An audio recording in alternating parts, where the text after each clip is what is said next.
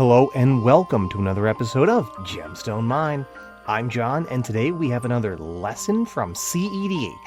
cEDH is a metagame within the Commander format that sits at one extreme, with highly consistent, highly efficient decks. Not all cards are equally powerful in all formats, or even in all metagames, but there are lessons to be learned from how players are brewing with some of the most powerful cards in Magic's history. And if you haven't caught our first episode of Temur Month, where I was lucky enough to interview Cobblepot with his Temur brew, Krark's Clown Car, be sure to check out that episode.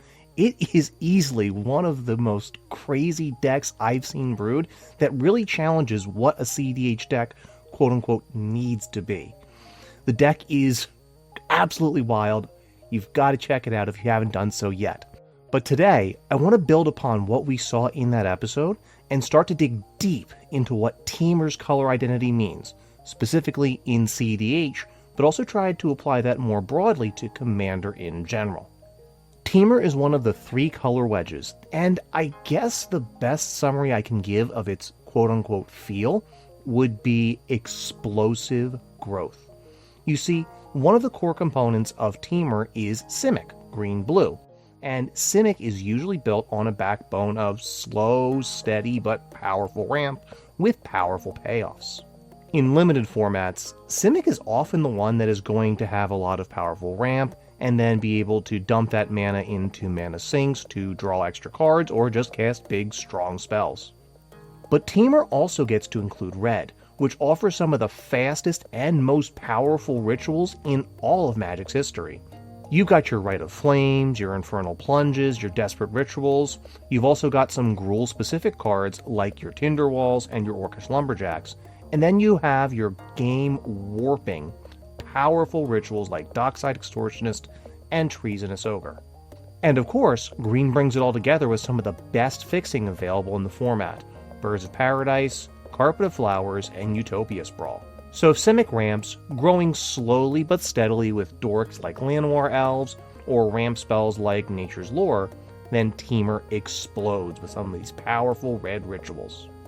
Adding to its explosiveness, red combines with blue to form Izzet, which adds a density of cantrips, looting and rummaging effects, as well as impulse draw effects.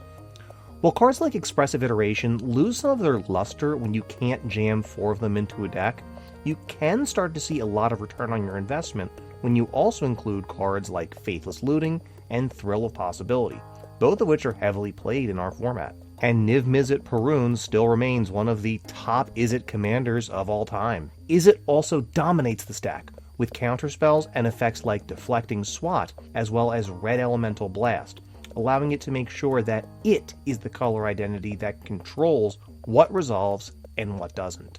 Let's take a look for a moment at the top 10 most played multicolor cards according to EDHREC.com, ignoring things like signets and talismans just for the sake of simplicity. We have Oko, Thief of Crowns, Niv Mizzet, Perun, Goblin Electromancer, Coiling Oracle, Tatiova, Benthic Druid, Goblin Anarchomancer, Temur Ascendancy, Growth Spiral, and Rhythm of the Wild. That's 2 effects that give your whole board haste, 2 cost reducers, some card draw and ramp, and some very potent removal. Turning back to the data from EDHREC.com for just a moment, let's look at the top 10 most played Temur commanders. As commanders will often have an outsized role in influencing how a particular color identity will express itself in Commander. At number 10, we have Rashmi and Ragavan, who care about artifacts and get to steal cards from the top of your opponent's libraries. At number 9, we have Averna the Chaos Bloom, a Cascade commander who rewards your Cascades with incidental ramp. At number 8, we have Maelstrom Wanderer, another Cascade commander who rewards you with extra Cascades when you cast it. At number 7, we have Riku of Two Reflections, who can offer you a chance to double up on your creatures with a copy token of them, or double up on the instants and sorceries that you cast while they're on the stack. At number 6, we have Paco and Halden, a monogamous partner pair who will Voltron people down while ripping cards off the top of their libraries and taking all the non-creature cards for themselves. At number 5, it is Xeris the Writhing Swarm, who is going to get snake tokens for you whenever your opponents draw cards.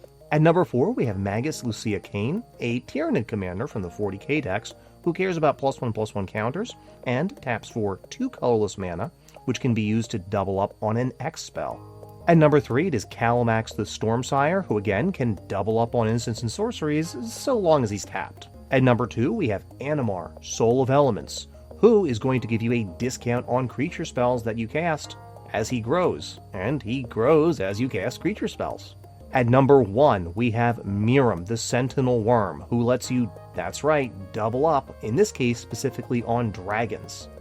Now, I may have left your favorite commander off the list in Temur. If I did, let us know down in the comments what type of deck your favorite commander encourages players to build.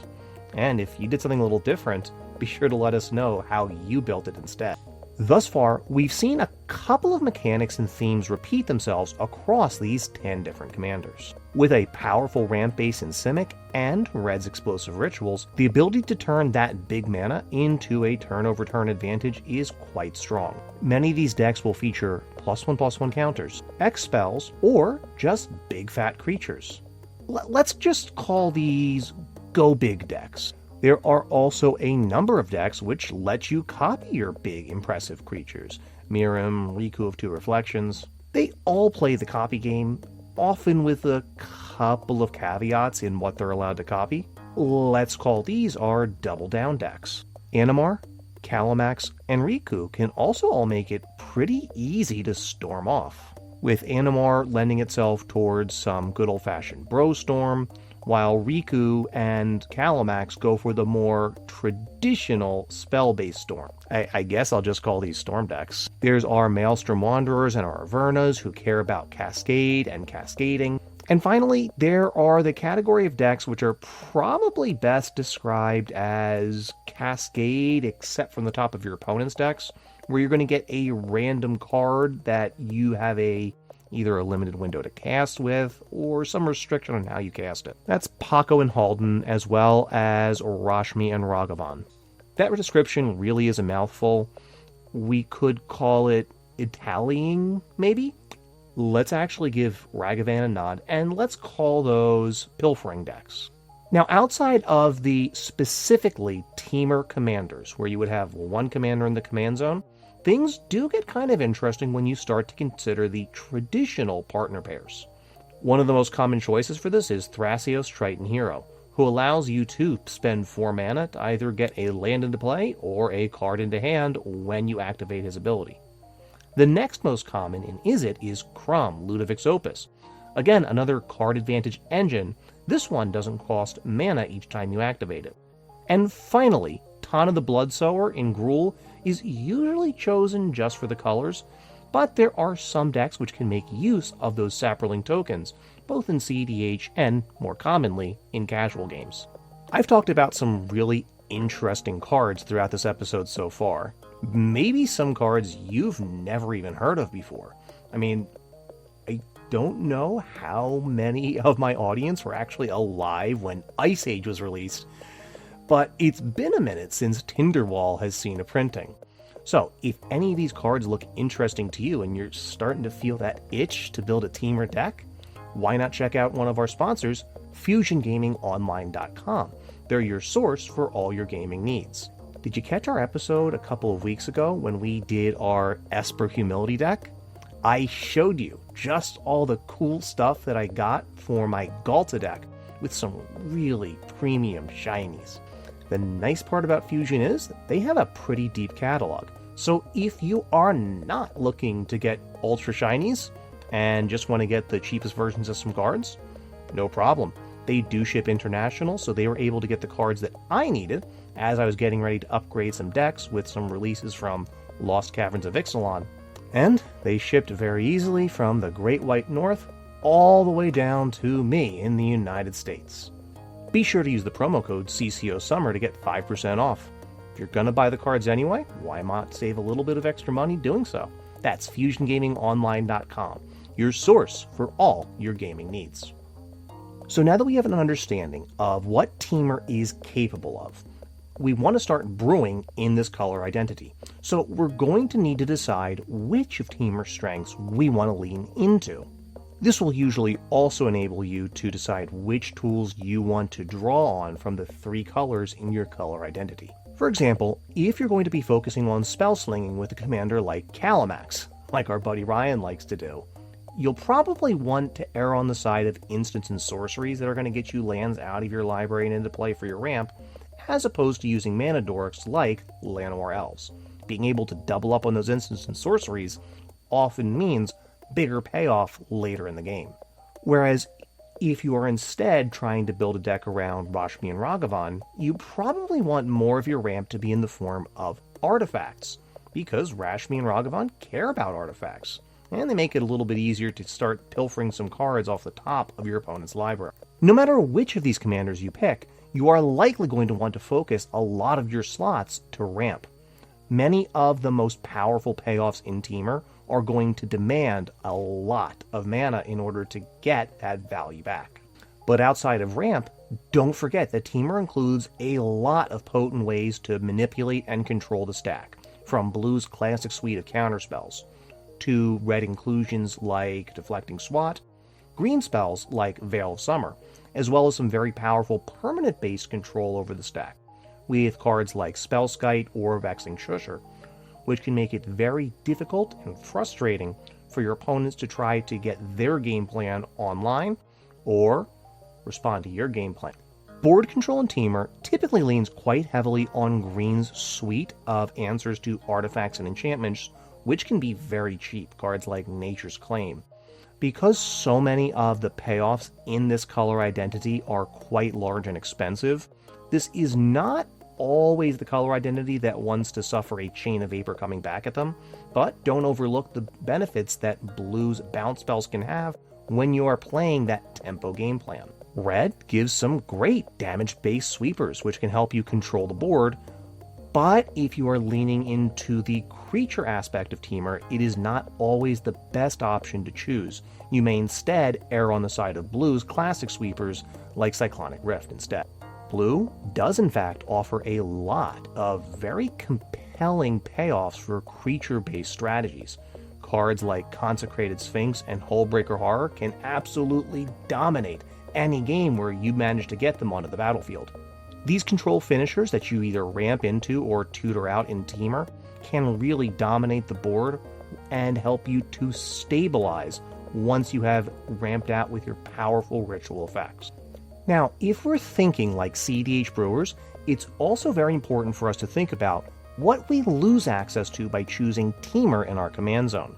Specifically, that means we don't have access to white or black cards when we're brewing. That means we don't have access to the classic suite of unconditional black tutors, your Demonic Tutor, Vampiric Tutor, Imperial Seal, and to a lesser degree Wishclaw Talisman. Some of the game's best rituals, including the namer of the entire category, Dark Ritual, as well as cards like Culling the Weak and Cabal Ritual. Not having access to these when you're trying to play an explosive ritual-based strategy, you can feel those lacking in a lot of cases. In addition, we also lose access to some of Black's potent stax effects, cards like Opposition Agent, Douthie Voidwalker, and Orcish Bowmasters. Speaking of stax effects, we also lose access to White's suite of powerful stax effects. Without access to cards like Drannith Magistrate, Blind Obedience, or Dauntless Dismantler, it is harder to hamper our opponent's game plan and slow them down enough. So we are usually wanting to go just a little bit faster than our opponents and beat them that way. We also lose access to one of White's most powerful spell-based effects in the form of the original Silence, as well as some of its derivatives, cards like Grand Abolisher and Ranger Captain of Eos. White doesn't offer a lot on the tutoring front, but not having access to cards like Enlightened Tutor or Idyllic Tutor do mean that trying to find specifically enchantments in Temur can be fairly difficult.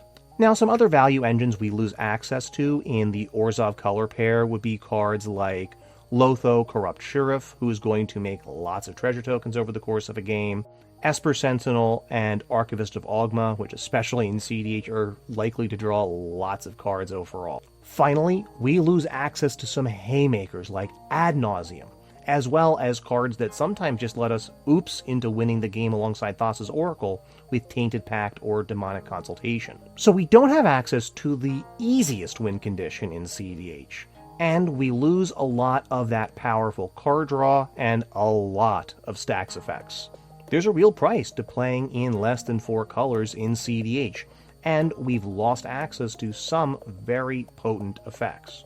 So what is Temur's identity in Commander? From Simic, we get powerful value over time. I mean, if you played any amount of cEDH, or just Commander in general, you're probably familiar with phrases like Thrasios Passios, or the Simic deck just dirtling around and drawing a couple of extra cards every turn and playing extra lands, and we've all seen that in one way, shape, or form before. But with the addition of Red, we get to see some very powerful, very explosive starts to Simic's ramp-based game plan. In cEDH in particular, Temur can access Dockside Extortionist, Tinderwall, and Rite of Flame to have some very explosive starts. When Temur hits a critical mass of its necessary resource, it can have some spectacular effects on the game. I mean, you've got Grohl's suite of creature-based combos to try to win with, backed up by Blue's suite of stack control in their counterspell. Putting it all together, Temur is explosive growth. If left unchecked, Temur can very quickly outvalue and overpower an entire table all on its own. And it can often do this while overpowering the board and pressuring life totals at the same time. As we saw in Cobblepot's deck last time, Krark Thrasios Clowncar, the unique ability of green to tutor creatures directly into play is incredibly powerful and can let you create some very strong board positions.